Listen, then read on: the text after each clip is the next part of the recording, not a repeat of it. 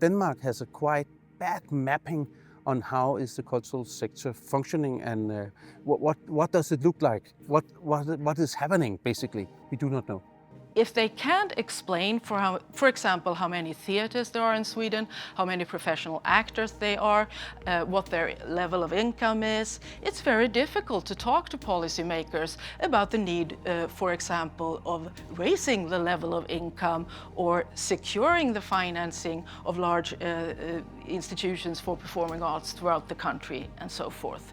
We was looking into how a basic mapping on the cultural sector can help us understand and work within developing new cultural aspects, but also doing a better business. When mapping local culture provision, all these three areas are relevant because culture provision is both provided by public sector, the private sector, commercial sector, and also civil society organizations.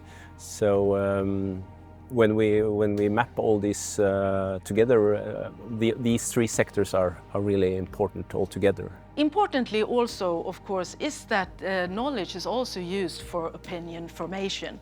For example, the interest organizations use the reports by the Swedish agency, but also the reports they produce themselves as an important way to influence the development in the direction that they want the development to go to. If you know how the cultural sector are mapped, then you also know where your business should work.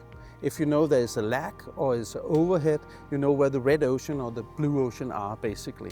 If you do not know that, you are working blinded. We know that the municipalities that buy our reports, they use it to very much in cultural planning. They use it in when they are going to report on stuff, and just as a knowledge base. My role would rather be to contribute with knowledge about how different solutions, what the effects and consequences they have. For example, the balance between commercial and cultural values interests.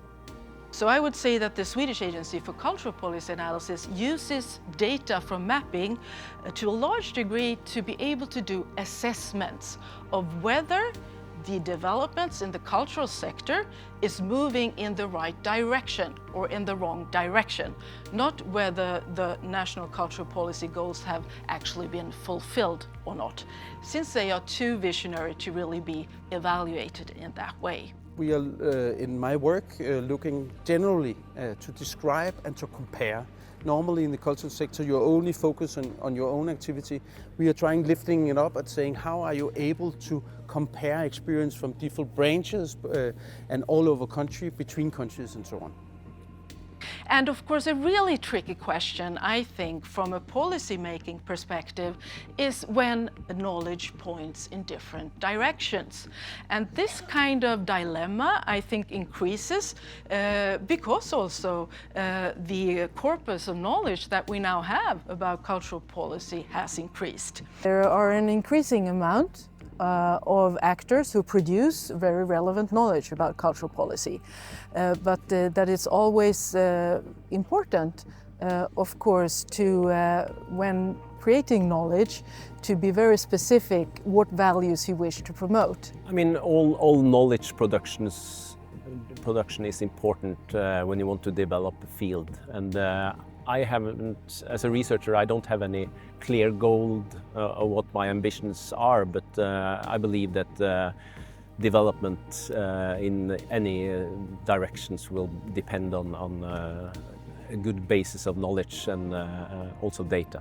I would say that I'm again convinced how important it is with Nordic collaboration when creating knowledge about cultural policy, because the Nordic countries are similar enough so that we can compare between each other, but we're also different enough so that we can learn from those differences.